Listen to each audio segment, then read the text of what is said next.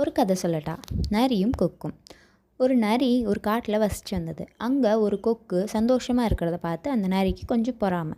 அதனால் அந்த கொக்குகிட்ட போயிட்டு, கொக்கு கொக்கு, நான் ஒரு விருந்து வைக்கிறேன், நீ வரியா, என்னோடய வீட்டுக்கு சாப்பிட வரியா அப்படின்னு கேட்டுச்சு. அதுக்கு அந்த கொக்கும் சரி வரேன் அப்படின்னு சொன்னிச்சு.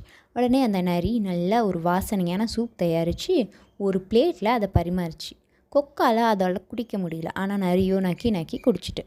இதை பார்த்த கொக்கு, சரி இவனுக்கு எப்படியாவது பாடம் புகட்டணும் அப்படின்னு சொல்லிட்டு, நீ எனக்கு விருந்து வச்சிடலாம், நானும் பதிலுக்கு உனக்கு விருந்து வைக்கிறேன் அப்படின்னு சொல்லிட்டு நரியை அதோட வீட்டுக்கு விருந்து கழிச்சிது. நரியும் மறுநாள் போச்சு. அப்போது அந்த கொக்கு 2 குடுவையில் அந்த சூப்பை பரிமாறிச்சு. குடுவையில் இருக்கிற சூப்பை நரியால் குடிக்க முடியல. அப்போது அந்த நரிக்கு தோணுச்சு, என்ன இப்படி தானே இந்த கொக்கும் ஏமாந்துருக்கும், நம்மளுக்கு படும்போது தானே வலிக்குது அப்படின்னு யோசிச்சு தான். எப்போவுமே ஒரு வலி நம்மளுக்கு கிடைக்கும் போது எப்படி வலிக்குமோ அப்படித்தான் அடுத்தவங்களுக்கும் வலிக்கும். அதனால் யாருக்குமே வலி